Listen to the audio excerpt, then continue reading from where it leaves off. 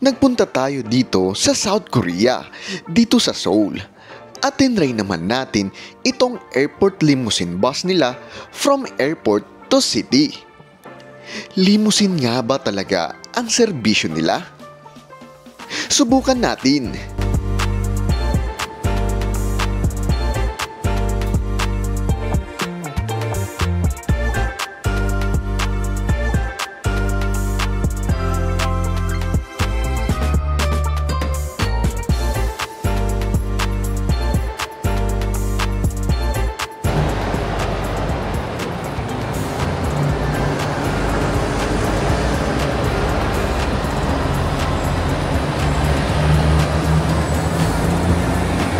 Nag-book tayo sa ticketing booth nila ng airport limousine papunta sa city proper. Same with Korean buses lang sa atin na dumadating. 2x1 with Korean seats. So far, walang feeling limousine para sa akin dahil regular 2x1 lang ito. Although, common for Koreans ang ganitong upuan. 인천공항 고속도로에 진입하오니 안전을 위하여 좌석에 부착된 안전벨트를 착용해 주시기 바랍니다. Ladies and gentlemen, we will soon enter the airport highway. Please fasten your seatbelts. Simple at walang arte. Hindi ko lang alam, baka meron pang mas maganda rito. 진심으로 감사드립니다. 요리요리 서비스を提供するために努めて Exclusive lang talaga ito for airport passengers.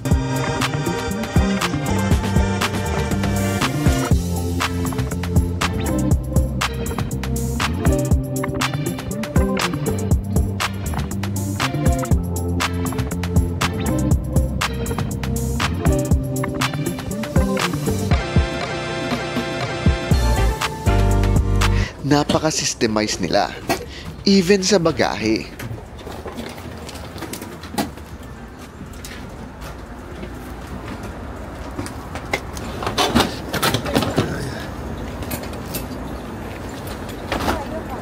Kia Grandbird Blue Sky, itong ating nasakyan going to the city.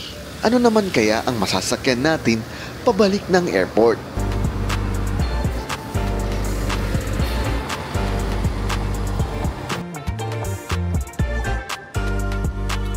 Lahat ng buses dito sa South Korea ay Hyundai at Kia lang.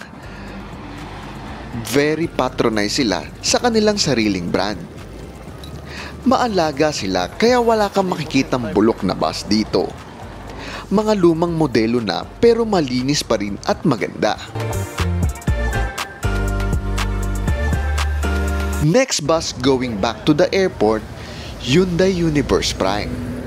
Standard model with their newest headlight na siya.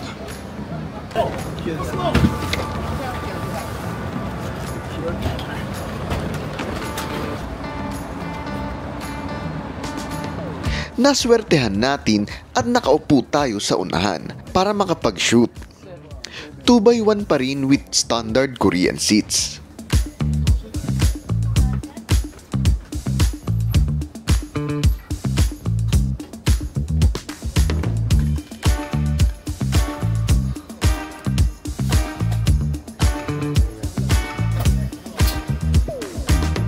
Lahat ng hand carry bags may designated area. Wala silang overhead compartment.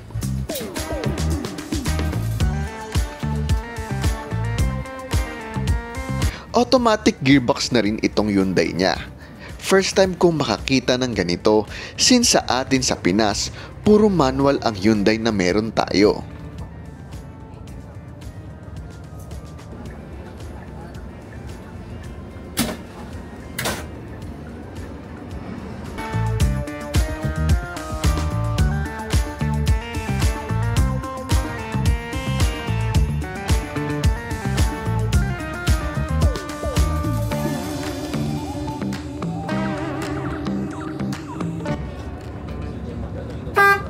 Parang sa atin din, nag-aagawan ng pasahero. Baka may kota si kuya.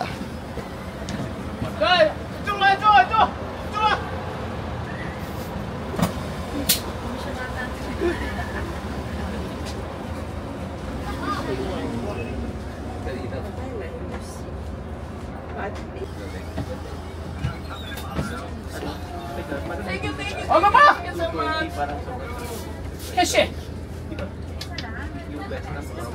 캐시. 신물 카드 주시거나 현금 주시거나. Cash basis sila since pick-up pack sila.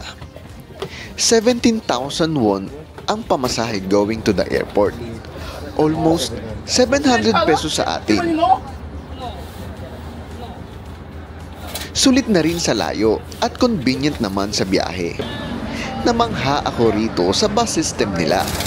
Maayos at komportable sa pasahero.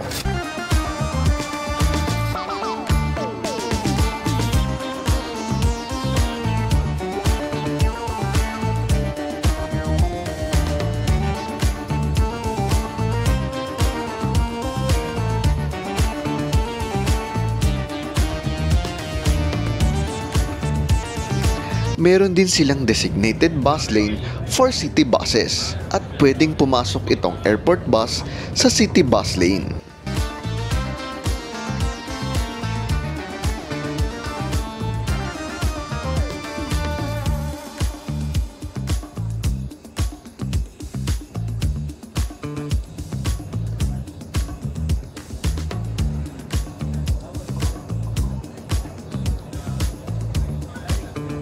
Meron siyang radio for their communication sa headquarters nila at kapwa driver.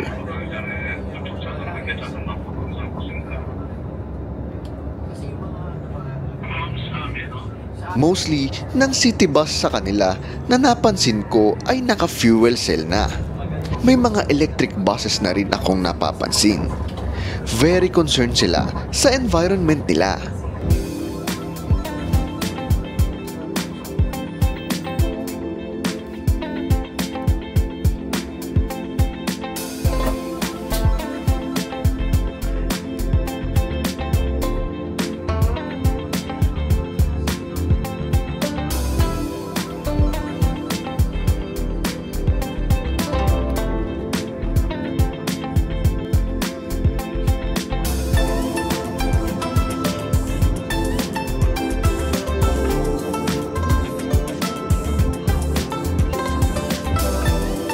Napakaganda rin ng highway dito.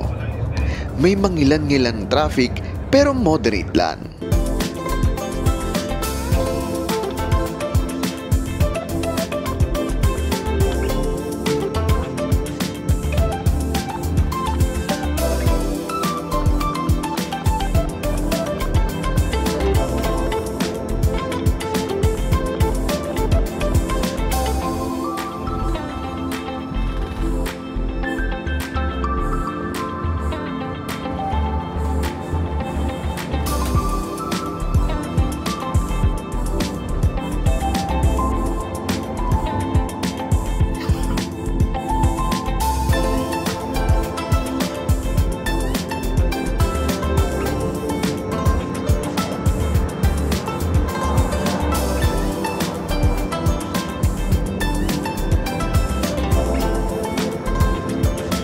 May napansin akong nakakatuwa sa driver na to.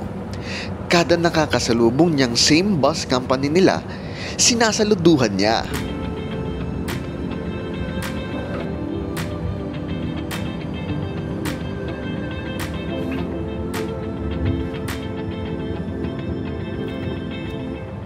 Ang airport dito sa South Korea ay tawid isla, kaya medyo malayo-layo rin.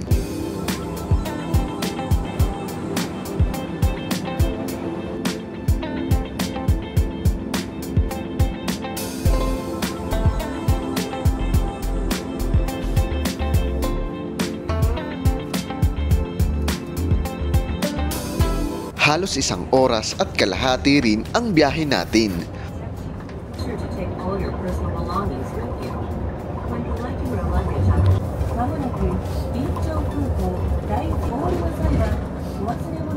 Overall rating ko rito ay 8 out of 10. Hindi sobrang luxurious ng bus nila pero okay ang serbisyo nila. Sulit pa rin.